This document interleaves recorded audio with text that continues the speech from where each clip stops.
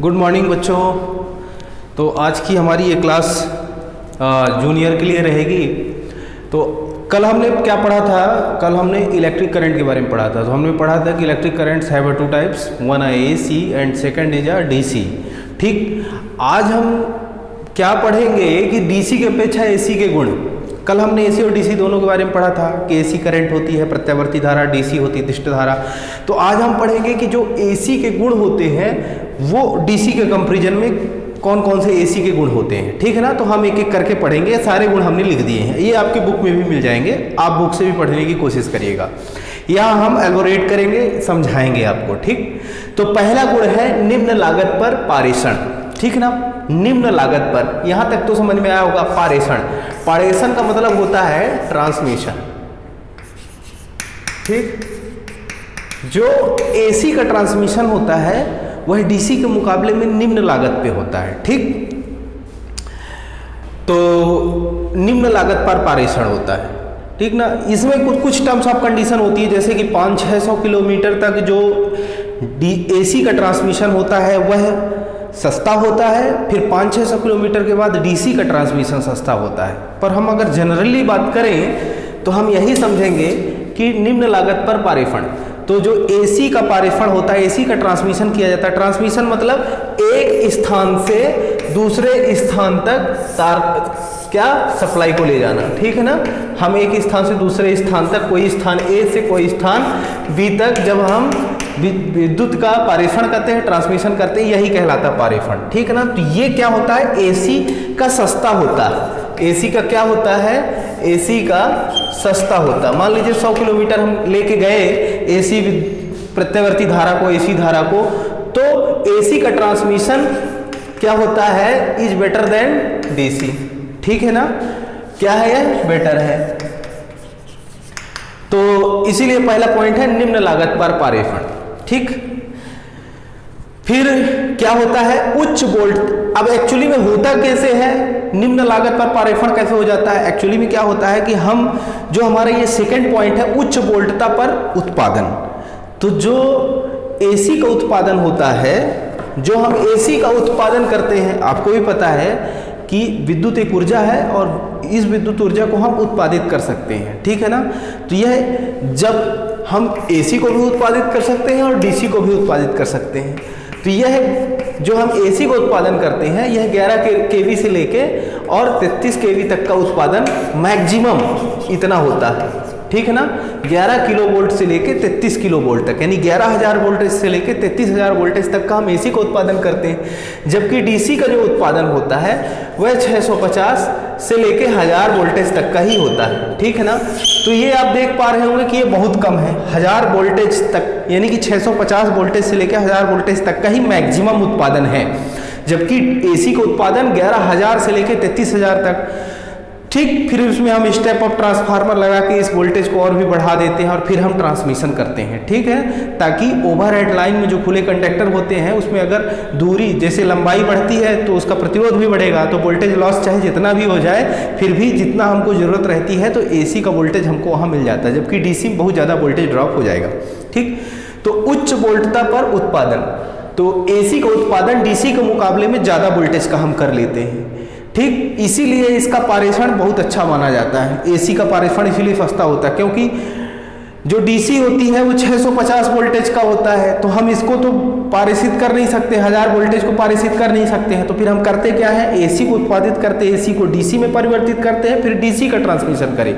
तो छोटे छोटे दायरों के लिए इतना बहुत ज़्यादा कॉस्टली हो जाता है कि पहले आप रेक्टिफिकेशन करोगे, रेक्टिफायर लगाओगे तब ना AC को DC में बदलोगे, तो ये थोड़ा सा ज़्यादा हो जाता है, उसकी लागत ज़्यादा आ जाती है। तो इसी कारण से अपन क्या करते हैं कि डायरेक्ट AC का ही पारेषण कर देते हैं। ठीक, तो ये जब करंट वार होता आज से 100 साल पहले तो ये थोड़ा सा एक दुविधा का विषय बना हुआ था, क्योंकि AC करंट जो होती है, जो हम 11,000, 33,000 या कि 1,32,000, 2,32,000 ऐसे बड़े बड़े वोल्टेज का जो हम ट्रांसमिशन करते हैं ना, तो उतनी वोल्टेज बहुत ज़्यादा डेंजरस होती है, बहुत ज़्यादा खतरनाक होती है। ठीक है, तो इसलिए जो है तो करते तो हैं भाई, उसके सुरक्षा के नियम बनाए गए हैं कि आप खतरनाक तो वोल्टेज है मगर हमारे लिए बेनिफिट कहीं उससे ज़्यादा है, तो इसलिए हम सुरक्षित रहें तो हम उस खतरे से बच सकते हैं। ठीक, तो डीसी के अपेक्षा एसी के दूसरा गुण भी आप समझ चुके होंगे कि जो डीसी का होता है, डीसी का उत्पादन उच्च वोल्टता पर होता है। किसका? एसी का उत्पादन क्या होता है? उच्च वोल्टता पर होता है। 11 केवी 33 केवी तक मैक्सिमम होता है, जबकि डीसी का 650 से 1000 वोल्टेज के अंदर ही रहता है। इससे ऊपर का हम उत्पादन नहीं कर सकते हैं।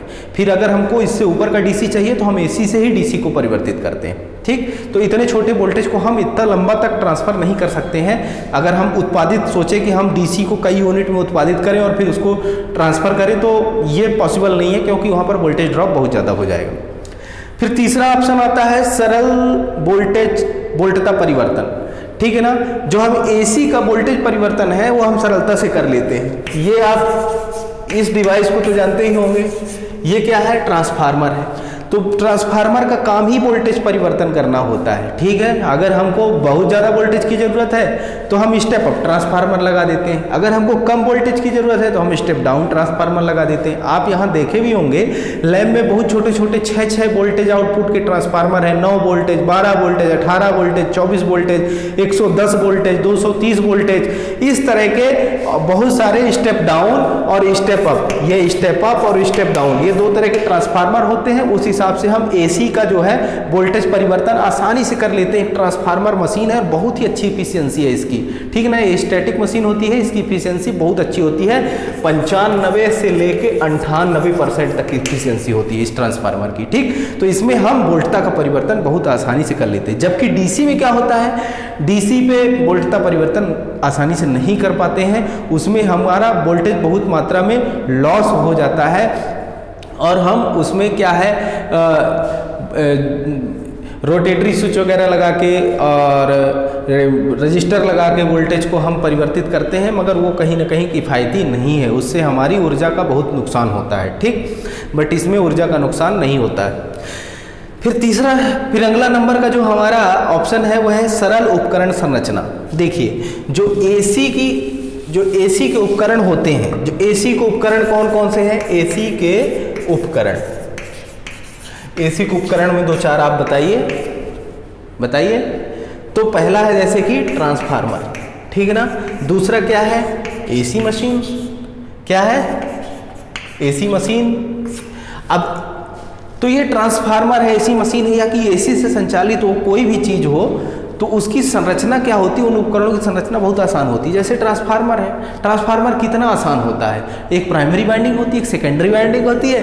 प्राइमरी में हम जो है तो कनेक्शन कर देते हैं और सेकेंडरी से हम उसको प्राप्त करते हैं। अब जैसा भी ट्रांसफार्मर होगा उसे हमको उसी तरह से उसका आउटपुट मिलेगा। अगर स्टेप अप होगा तो बढ़ के मिलेगा, स्टेप डाउन होगा तो घट के मिलेगा। ठीक, एसी मशीन हो गई। एसी मशीन में एसी मोटर और एसी जनरेटर दोनों आते हैं, तो इनकी संरचना बहुत ही आसान होती है। आप अपने घर गाँव में जो भी है, आपका लूबी पंप है, ट्यूबवेल है, छोटे छोटे पंप होते हैं, ट्रेसर की मोटर हो गई, इरीगेशन सिंचाई के लिए मोटरें हो गई, आपका मिक्सर चलता है, आपका मट्ठा फेंटने वाली मशीन चलती है, और इस तरह से छोटी और बड़े उपकरण इंडस्ट्रियों से लेके रेलवे से लेके हर जगह पर, रेलवे में भी एसी मशीन ही लगी रहती हैं।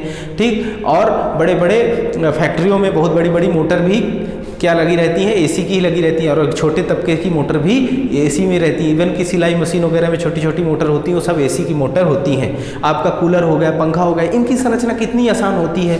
आप सप्लाई दिए और वो चलने लगा, ना तो इसमें मेंटेनेंस का इतना बड़ा झंझट होता है, ना तो वो इतना जल्दी खराब होती है।